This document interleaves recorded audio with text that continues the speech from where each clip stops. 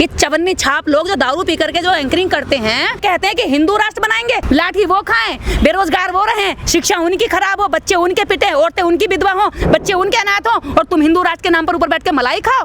क्यों भाई? जब तू भूतों का नाम बता सकता है, चाचा ताऊओं का नाम बता सकता है, भतीजी का नाम बता सकता है, सारे दुख दर्द काट सकता है, इलू इलू बता सकता है, औरतों के संबंध बता सकता है, तो तेरे चमत्कार में ये दम नहीं रहा कि तू धमकी देने वाले का नाम बताए और उसको मंत्रों के उच्चारण से खींचता हुआ बुलाकर लाए और कहे कि और मारिए सेनापति, और मारिए सेनापति, ऐसा जो कहता तो फिर तू किसको कहता? कमजोर लोगों के उनके दिमाग को काबू में करने के लिए। मतलब जब तेरी खुद की हवा निकल गई तो चलागा तो संविधान की शरण में, चला तो कानून की शरण में। लोगों को नहीं बताता ये बात कि तुम्हारी सुरक्षा संविधान करेगा। कर ले, हमें ना चाहिए तेरा हिंदू राष्ट्र। साधु संत के नाम पर ऐसे दारू पीने वाले, गांजा पीने वाले, सुल्फा पीने वाले, औरतों के साथ नग्न अवस्था में फोटो खिंचवाने वाले, चमत्कार दिखा करके औरतों को जो है पुत्र प्राप्ति करने वाले, ऐसे साधु संत बना करके इन्होंने वास्तव में जो साधु संतों की धरती थी ये भारत, उसको बदनाम किया है। लुटाइए सर्वस्त्र, आइए सड़कों पे उतर जाइए, हिंदू राष्ट्र बनाने के लिए आंदोलन करिए, डीएम को घेरिए, एसएसपी को घेरिए, सरकार को घेरिए, निकलिए ना। जैसे कि बाकी लोग देश के अंदर अपने अपने अधिकारों के लिए निकलते हैं, अपने अपने भारत के लिए निकलते हैं, संविधान के निकलते हैं, संविधान की यात्राएं करते हैं संविधान बचाने की, तो आप हिंदू राष्ट्र बचाने की यात्राएं करिए ना,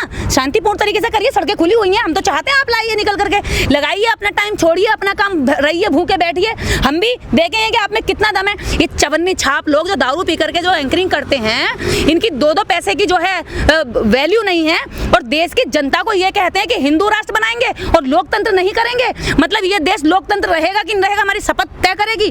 ये कौन होते हैं इस देश के? ये ठेकेदार हैं क्या जो ये तय करेंगे कि देश हिंदू राष्ट्र बनेगा या देश लोकतांत्रिक भारत रहेगा?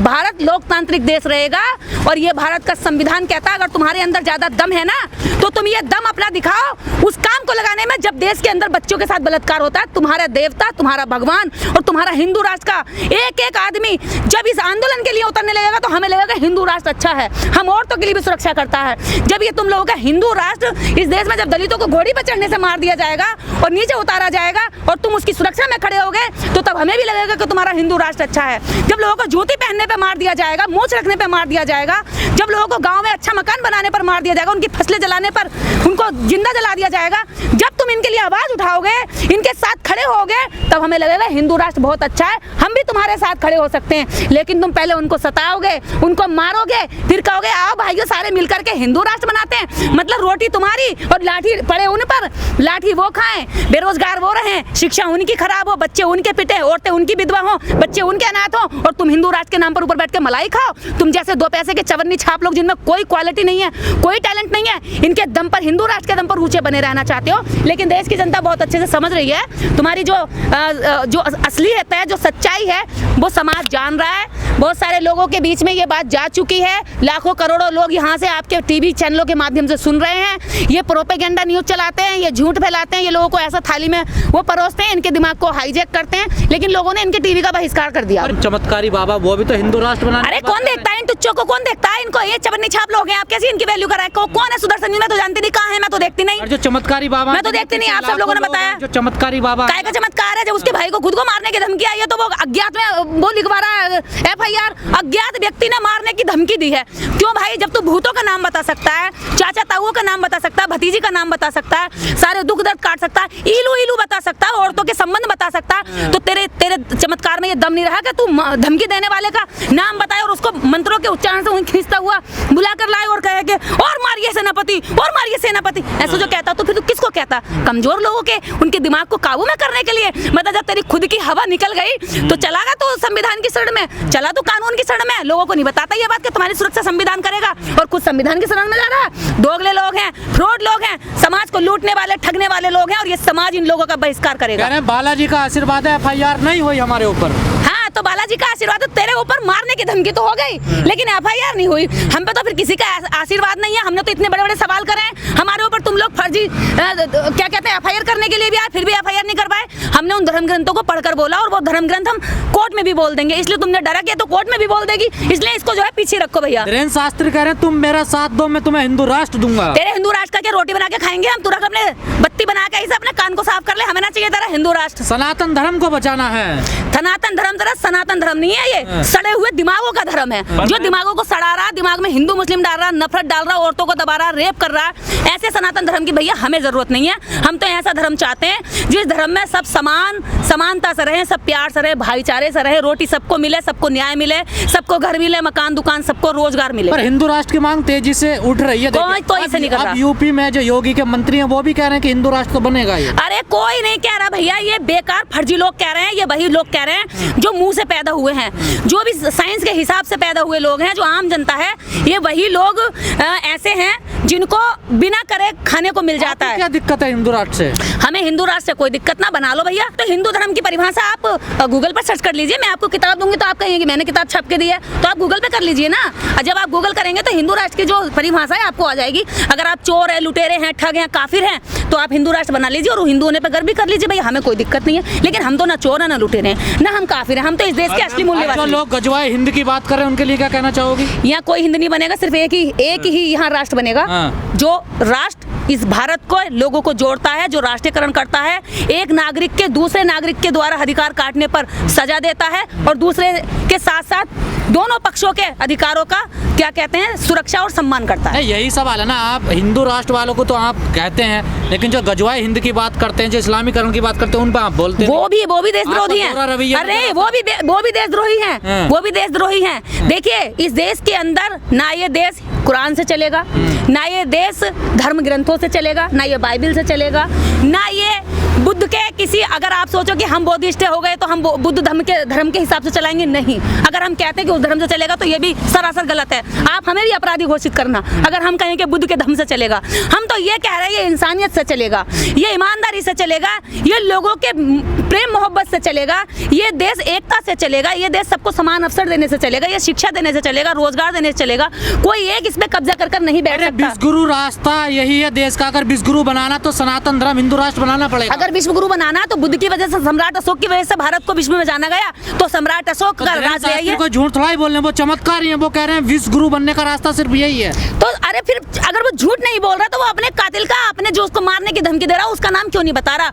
अगर वो सच्चा है तो मैं अपने 10 लोग भेज रही हूँ, वो मेरे उनका नाम बता दे, उनके चाचा ताऊ का नाम बता दे, वो मेरे ताऊ का नाम बता दे। चलो छोड़ो, मैं तो फेमस लोगों में जानी पहचानी चेहरा हूँ। छोड़ दीजिए, ये जो सवाल है हिंदू राष्ट्र का, पहले कोई एक आध चिरकुट आकर ये नारा दे के निकल गया, लेकिन फिर धर्म संसद के नाम पर ये हुआ और अब टेलीविजन पर बैठकर इसकी वकालत की जा रही है। नहीं लगता कि कहीं ना कहीं मौन समर्थन सरकार का भी है और हम जिस तरफ जा रहे हैं वो यूज टू की तरफ जा रहे हैं कि ये नारा एक आम हो जाए, हमें कुछ अजीब सा नहीं लगे? देखिए ये जो सरकारें बनी है ना, ये आरएसएस की सरकार है। आरएसएस ने बहुत मेहनत की बीजेपी को लाने के लिए। जब वो बन गई है तो उनका एजेंडा सिर्फ हिंदू राष्ट्र का था और वो उस पर काम कर रहे हैं। लेकिन भारत की 130 करोड़ आबादी यहाँ चैन अमन चाहती है, 2 वक्त की रोटी चाहती है, अपने बच्चों को स्कूल चाहती है और सुबह शाम वो मेहनत करके खाना चाहती है। लेकिन ये जो लोग षड्यंत्रकारी लोग हैं, जो कुछ संख्या में ज़्यादा नहीं है, ये बहुत कम संख्या में है, लोगों के दिमाग का हरण करके इसमें सबसे ज़्यादा भूमिका निभा रही है मीडिया। और मीडिया के अंदर आप मुझे बताइएगा कि कौन कौन सी जाति के लोग हैं, कौन कौन से धर्मों के लोग हैं? केवल एक ही वर्ग विशेष के लोग होंगे, त्रिवादी होंगे, चतुर्वेदी होंगे, तिवारी होंगे, पांडे होंगे, शर्मा होंगे और क्या कहते हैं उपाध्याय होंगे। इसके अलावा मुझे बताइए कोई भी अलग जाति का होगा, अलग जाति का होगा तो उसके दिमाग का इतना क्या कहते हैं आरएसएस करण कर दिया होगा कि वो सही और गलत को समझ ही ना पाए। ऐसी लोग ये नेता चुनते हैं। ऐसी अगर कोई लेंगे तो ऐसा लेंगे जो अपने मौलिक मतलब अपनी मौलिकता, अपनी नैतिकता खो चुका होगा। कई संगठन ऐसे हैं जिनके ऊपर ये आरोप लगे, जैसे इनका सवाल था कि वो उनका जो इस्लामीकरण की तरफ वो बढ़ रहे थे, उन पर आरोप लगे, वो बैन है। फिर क्या वजह है कि बाबा खुलेआम कह देते हैं या कोई न्यूज़ चैनल खुलेआम कह रहा है उस पर बैन नहीं, उस पर कार्रवाई नहीं? दोनों पर कार्रवाई होनी चाहिए। जब इस्लाम की हल्ला मचाने वालों पर बैन हो सकता है, उन पर कार्रवाई हो सकती है, वो जेलों में जा सकते हैं। तो भाई भारत तो PFI संगठन है जो इसी वजह से बैन है, इसी वजह से बैन है। लेकिन भारत तो हिंदुओं को भी इजाजत नहीं देता।